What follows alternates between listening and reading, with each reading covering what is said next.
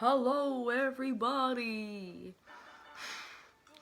Okay, so in today's vid, I'm going to be reviewing and analysing my audition for Made in Dagenham. How exciting is that, boys and girls? Or whoever's watching. I don't know. Anyway, so before I did the audition, I did some research about the show. Character and play research for Made in Dagenham. So, what is the show about? Equal Pay Act of 1970. Women working in the Dagenham Ford factory. You know, they got branded as unskilled workers, so they went to go and protest against that to get equal pay for skilled work, like the men did, even though the men weren't doing anything at any level higher than them. In some cases, just bit lower. But anyway, so yeah, and then the character that I auditioned for was Rita, which I got. Just didn't I? So yeah, Rita is a machinist and housewife at home. She starts off the play very subdued and kind of not. She's not the kind of person who would just automatically step up for something like this. Like, this is a big deal for Rita, and you can see, like, as it progresses throughout the play, you know, she gets more and more passionate about what she's doing, and you know, like, that's what I'm saying. Let me just read this. She becomes the unlikely leader of a strike that led to the machinists and ultimately women getting equal pay, which, you know, I thought was a really important, you know, like, really important time in history, really. You know, this character that I'm auditioning for is just one of the most important women to ever come about, because she literally was the one who got equal pay for women. You know, which is a massive milestone in history. So I knew it was going to be like a big shoes to fill, even though she's probably probably about size 5, same as me, but you know. Right. So then I listened to soundtrack. Rita has a few songs. She's in pretty much all of them. Yeah, maybe not all of them, but most of them. Then I wrote about the most influential scenes. This is on my blog post, so just look at the blog post. It's called Character and Play Research from Made in Dagenham. Look on that if you want to learn about important scenes and what songs I was singing. We'll explain that a bit more. So, onto the actual audition. I was very nervous for my audition, because it's something that obviously last year we did the Our House production, but that was only for a minor role that I auditioned for. It really wasn't, you know, anything big, and especially not as big of a character as Rita, because, you know, all the characters in Our House were kind of made up, but Rita, you know, Made in Dagenham is based on real life, so, you know, you've got to, I think that just kind of daunted me. I got a bit nervous about it, basically. And also because it was quite, I don't know, I always find going into auditions, even though it's just with teachers, and I think Izzy and Luke were in there and Kim, but yeah, it was just really kind of like nerve-wracking, especially when you're like, that's the moment that you need to take to, that they're going to judge you on, basically. So I was very nervous for it, and I think that did show in my audition a little bit, because in the first song I chose to sing We Nearly Had It All, which is Rita's solo from the show, and Busy Woman, which is the opening song. So yeah, I started off with We Nearly Had It All, because it was the one that I was least confident with, and I kind of wanted to get it out of the way so I could impress with my busy woman rather than leaving it to be We Nearly Had It All. But I did struggle with We Nearly Had It All because one, I was nervous. Two, I wasn't as confident on the song because I kind of kept changing my mind about which song I was going to do, and I was originally going to do one that wasn't from Made in Dagenham, but because it was just very last minute, and I was kind of like, no, I think I need to do this one because otherwise it won't show that I can put emotion through my songs. So yeah, Busy Woman and We Nearly Had It All were very contrasting songs, and I chose them because they were contrasting and it showed different ranges of acting that I could do. So for We Nearly Had It All, it's very ballady and emotional because it's just after Eddie leaves Rita, which is her husband.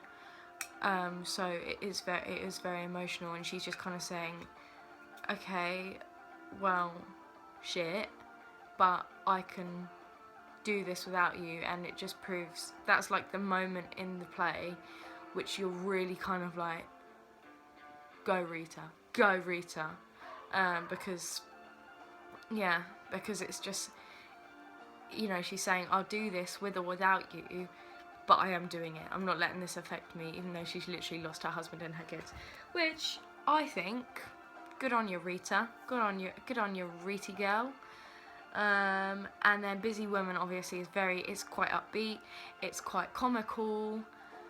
And I loved doing it in the audition because I got like a bag of laundry and like started throwing it everywhere. So I'm an idiot. No, because I wanted to put more acting into it rather than just kind of standing there and singing it. But I thought it was quite good what I did in that, and I think once I'd got the first song out of the way, I was much more confident with it. So it was really fun doing Busy Woman. Really enjoyed it because it meant that I got to belt for one, which I didn't know I could do before my audition. Didn't know that I could get up to some of those notes in my chest voice, which was pretty cool. That was an eye-opener. Learn something new every day. Every day's a school day. But yeah, so that was fun. And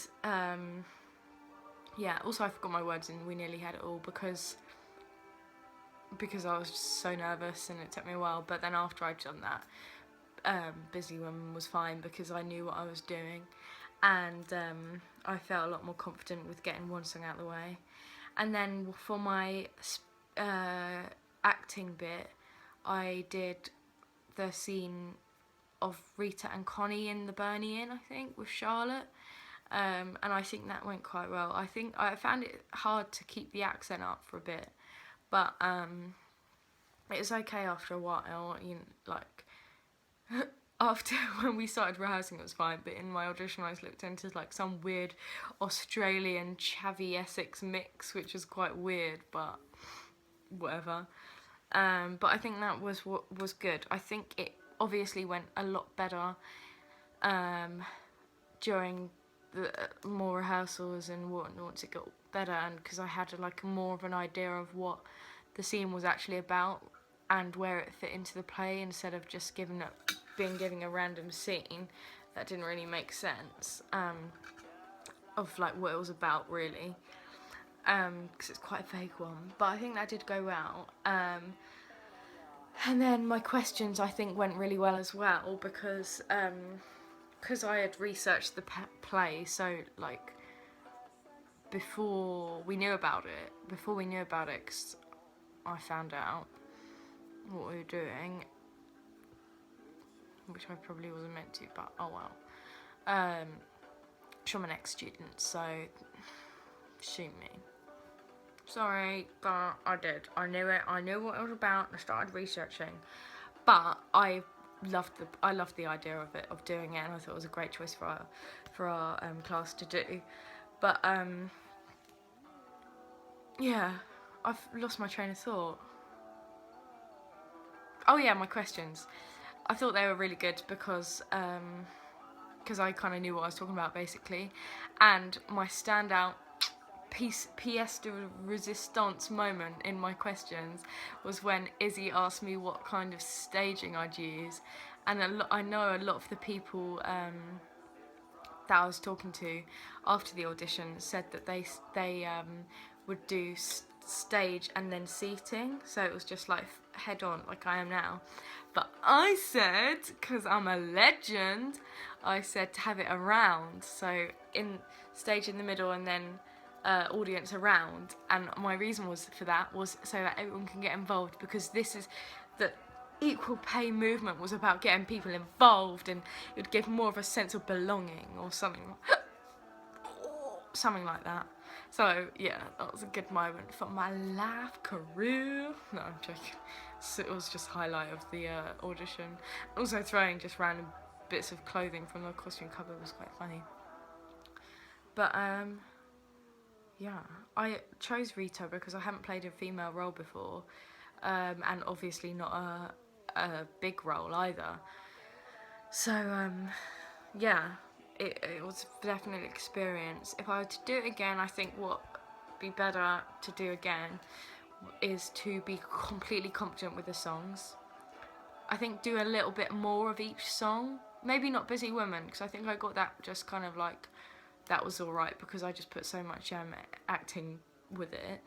But we nearly had it all. I think could have done with a tiny little bit more, because you could tell I was unconfident with it. And if I just rehearsed it a little bit more and added another verse or the next bit onto it, it would have been a lot better. Rehearsing the Essex accent would have helped. And just being like, I think obviously audition nerves get to you, but I think in the future I just need to try and forget about them, because they do affect my performance, and I can tell when I'm on stage acting awkward what opposed to when I'm not, and when I'm not nervous. So I think in the future with auditions I need to make sure that I try not to get nervous, because it just ruins it really.